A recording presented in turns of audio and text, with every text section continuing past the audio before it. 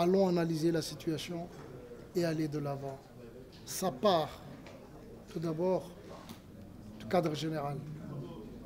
Vous avez vu, chaque équipe qui arrive en finale ou qui gagne le titre de la Coupe du Monde, ce sont des équipes qui se sont bien préparées et qu'il y a une stabilité. Le mot-clé, c'est la stabilité. Toutes ces équipes-là, au moins, ils ont des entraîneurs ou les joueurs depuis plusieurs années, pour ne pas dire qu'ils sont partis de la base même des équipes nationales des catégories d'âge inférieures, pour que le noyau remonte jusqu'au bout. Et aucun entraîneur qui ont gagné des titres ces derniers temps arrive comme ça.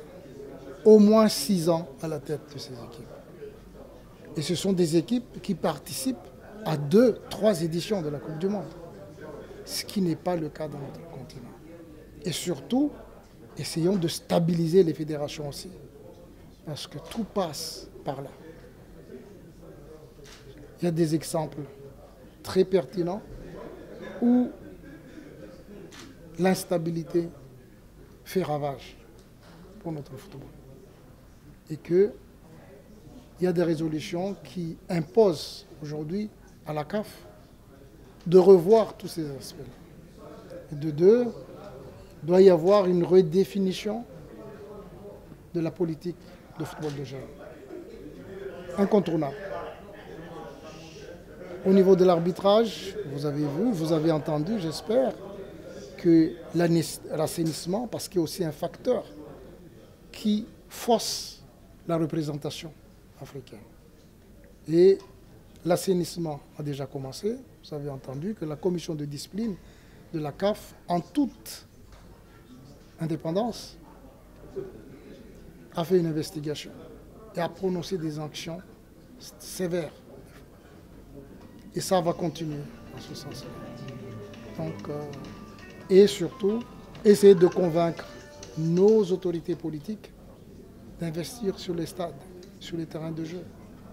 Parce qu'on peut dire tout ce qu'on veut, mais si on pratique toujours le football sur une rizière ou sur un terrain caillouteux, comme certains disent, nous ne pouvons pas s'attendre à des résultats honorables. Le travail continue et que tout ça est rediscuté. Et surtout, même aujourd'hui, si à la Coupe du Monde, ça doit être aussi une préparation pour la Coupe du Monde. C'est ce qu'on nous a imposé aussi.